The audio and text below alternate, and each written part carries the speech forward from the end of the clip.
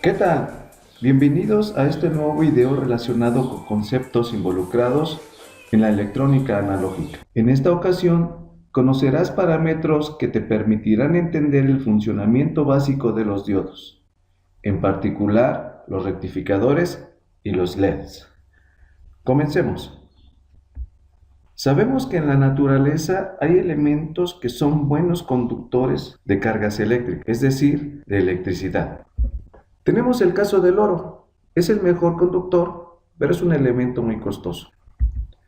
La plata también es un buen elemento conductor, pero al igual que el anterior, muy costoso. Para efectos prácticos, tenemos al cobre. El cobre es un elemento conductor de electricidad y el más utilizado para tales fines. Son los cables hechos con este material los más utilizados actualmente. Otro elemento también buen conductor de electricidad es el aluminio. Al igual que el cobre, son de los más utilizados para la elaboración de cables. El otro grupo de materiales que nos interesa son los no conductores o aislantes, y los más representativos son la madera y los plásticos. Ambos no conducen la electricidad. Aislantes y conductores son elementos absolutos, es decir, conducen o no conducen electricidad. Son utilizados principalmente en el mundo de las instalaciones y sistemas eléctricos. Para nosotros como electrónicos nos interesa un tipo de material cuyas características de transporte eléctrico sea inferior a la de un conductor y superior a la de un aislante. Y me refiero a los elementos semiconductores. Tenemos dos materiales representativos: el silicio y el germanio. Son elementos representativos de los componentes en la industria electrónica. Bajo ciertas circunstancias pueden comportarse como un aislante y en otras diferentes como un conductor. Los elementos con los que está construido, por ejemplo, tu teléfono celular o tu computadora o tu equipo de sonido, generalmente son de silicio. Con él se construyen elementos simples como puede ser un diodo hasta complejos microprocesadores. En esta ocasión vamos a ver ese elemento simple. Lo vamos a ver desde el punto de vista técnico, conocer sus parámetros básicos para determinar su funcionamiento. Posteriormente, cuando tu necesidad y tu aprendizaje vaya avanzando, te involucrarás en elementos y conceptos más complicados que incluso te permitirán diseñar tus propios circuitos. Por ahora vamos a conocer el elemento más simple de los semiconductores. Es un elemento que, como te había dicho anteriormente, es capaz de comportarse como un aislante y bajo ciertas circunstancias como un conductor. ¿Qué parámetros vamos a conocer de él? Vamos a comenzar con su símbolo eléctrico. Hay muchos tipos de diodos. En particular, el día de hoy vamos a conocer el diodo rectificador. Si vemos este símbolo, lo integran un pequeño triángulo y que en uno de sus vértices hay una barra. El triángulo lo llamamos ánodo y la barrita se llama cátodo. Eléctricamente, el ánodo es positivo y el cátodo es negativo. Y entonces, ¿cómo es que este elemento se puede comportar como un conductor o como un aislante? Y eso tiene que ver con el parámetro de polarización. Pero antes de saber qué es la polarización, y una vez que conocimos el símbolo eléctrico, vamos a ver un diodo físicamente. Este es un diodo rectificador. Es muy característico en las fuentes de alimentación. Generalmente todos tienen marcado en el cuerpo del dispositivo la matrícula. Vemos también que tiene marcado en uno de los extremos de su cuerpo una línea. Esta línea corresponde con el cátodo. Vimos en el símbolo eléctrico que tiene un triangulito que corresponde al ánodo, que sería este, y la barrita corresponde al cátodo. Recordemos que la barrita está en el vértice, en uno de los vértices del triángulo, y este corresponde al cátodo. Eléctricamente, el ánodo es positivo y el cátodo es negativo.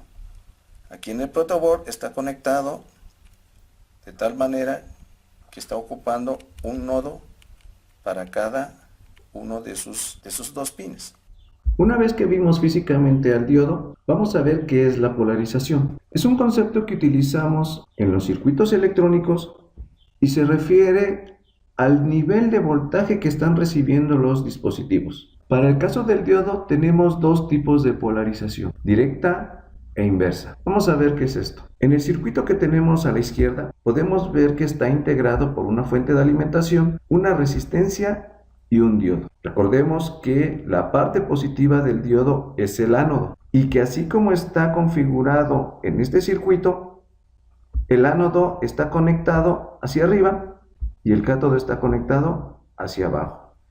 ¿Qué significa esto? Que el cátodo está conectado directamente al negativo de la fuente de alimentación y el ánodo está conectado a través de la resistencia al positivo. Al estar conectado el ánodo al positivo y el cátodo al negativo de la fuente de alimentación, el diodo está polarizado en directa y se comporta como un interruptor cerrado, es decir, como un conductor. En el modelo que tenemos en el circuito, un conductor sería un interruptor cerrado. El otro tipo de polarización que tenemos es la polarización inversa. ¿Qué significa que tenga una polarización inversa? Si observas el circuito a la izquierda, ahora el cátodo está conectado al positivo de la fuente a través de la resistencia y el ánodo está conectado al negativo. Es decir, el negativo del diodo está conectado al positivo de la fuente y el positivo del diodo al negativo de la fuente. Está al revés. La polarización es inversa y en esta circunstancia el diodo se comporta como un interruptor abierto, como un aislante. Vamos a verlo físicamente. Uno de los dispositivos que vamos a usar con mayor frecuencia son los focos o LEDs. Nos van a servir como modelo de funcionamiento de los diferentes circuitos. Un LED generalmente trabaja con 1.5 volts y poca corriente. No los conectes directamente a la fuente de alimentación, pues pueden dañarse. Utiliza siempre resistencias de carga, puede ser de 220 o de 330 o de 470 ohms.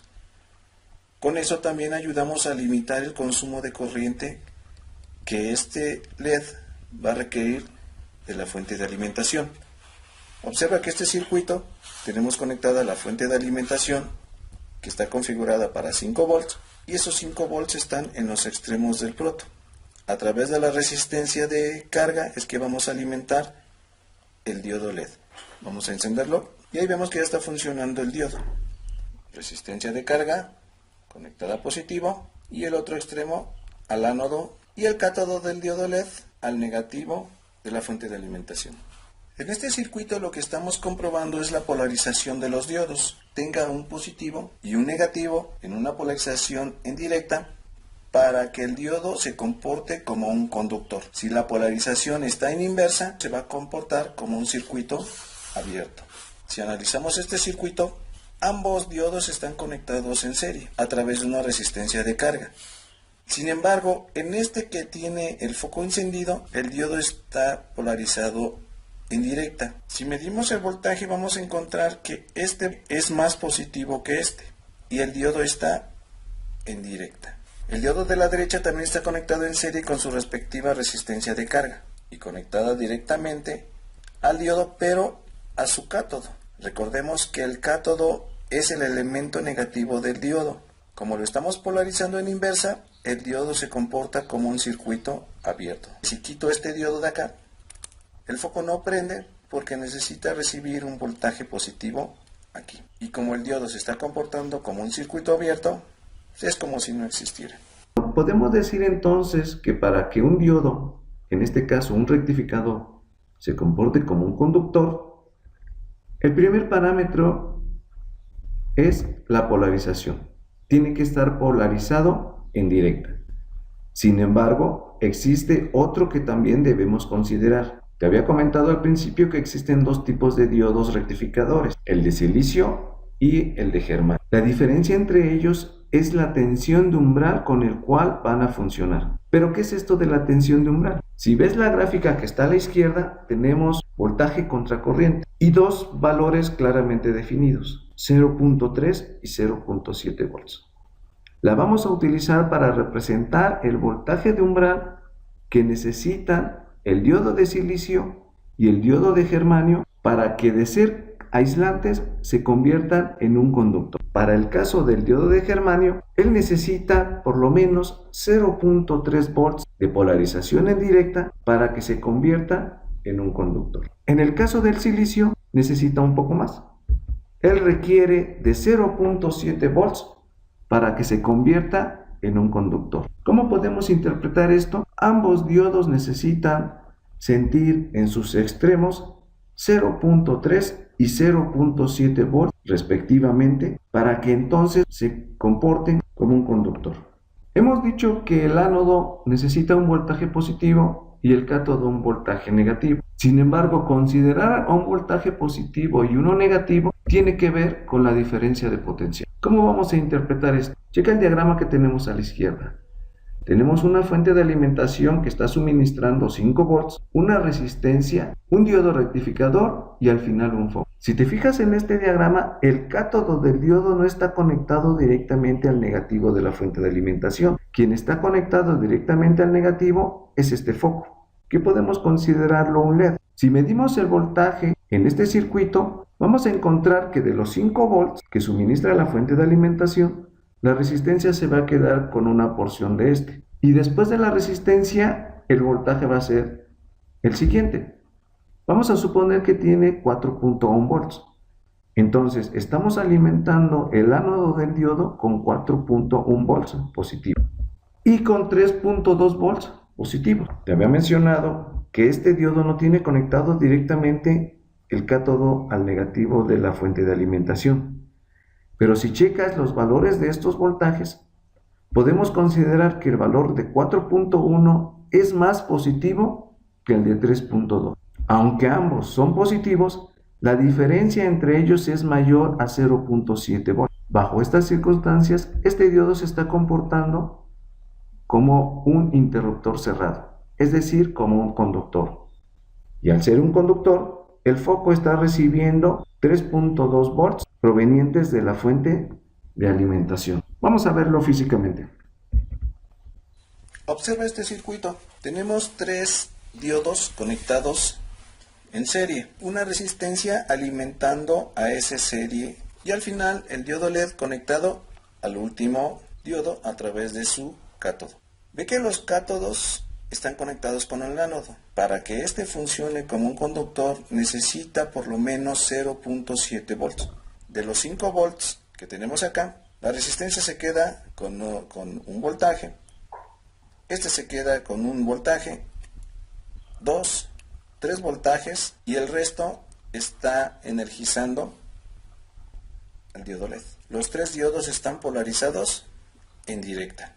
¿Qué pasaría si ponemos uno de los diodos al revés? El cátodo ahora está conectado con el cátodo del diodo previo. El foco ya está apagado porque este es un circuito abierto debido a que este diodo está polarizado inversamente. Este voltaje es mayor que este, provocando que este diodo se comporte como un circuito abierto. En este circuito estamos eliminando completamente la resistencia.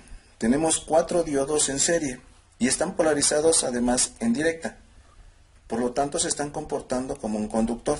Cada uno de ellos va a demandar un voltaje de la fuente de alimentación y el resto lo está recibiendo el diodo LED. Entonces, para que un diodo se comporte como un conductor, necesita sentir en sus extremos una diferencia de potencial de 0.7 volts en directo. Cuando los diodos son combinados con otros elementos, podemos empezar a implementar circuitos un poco más elaborados. En este circuito lo que vamos a comprobar es el funcionamiento de un push button. Es un interruptor. Acá lo tenemos conectado en un circuito en serie a través de la resistencia a 5 volts. Al positivo está conectado la resistencia a uno de los pines del push button. El otro lado del push está conectado al diodo y el diodo finalmente al foco. Está energizado el circuito, sin embargo vemos que el foco no enciende. Tenemos un elemento de control, en este caso mecánico, que es un interruptor. El foco va a encender hasta que apretemos el push button. Voy a probarlo, pero estoy apretando y ve que en ese momento el foco prende, pero si lo suelto se apaga. Esta es la función de este interruptor. Este es el resultado de nuestro primer modelo lógico.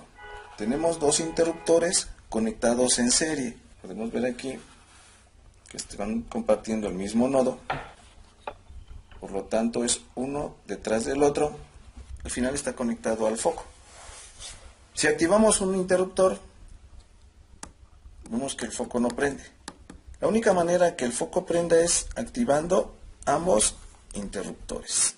Si llamamos a un interruptor A y a otro B, entonces el foco va a prender cuando A y B estén activados. Este es el modelo lógico con dos interruptores en paralelo. Si llamamos A y B a los interruptores, entonces vamos a ver que el foco va a encender cuando activemos A o cuando activemos B. Y vemos que el foco prende. En esta ocasión conocimos el elemento semiconductor más simple utilizado en la electrónica. Tiene un ánodo y un cátodo, positivo y negativo respectivamente. Conocimos su símbolo eléctrico y ahora sabemos que para que se comporte como un conductor necesita estar polarizado en directa y con el nivel de voltaje suficiente para funcionar en esas condiciones. Conocer su funcionamiento te permitirá entender y comprender elementos un poco más complicados que veremos posteriormente. Espero te haya servido la información. Hasta la próxima.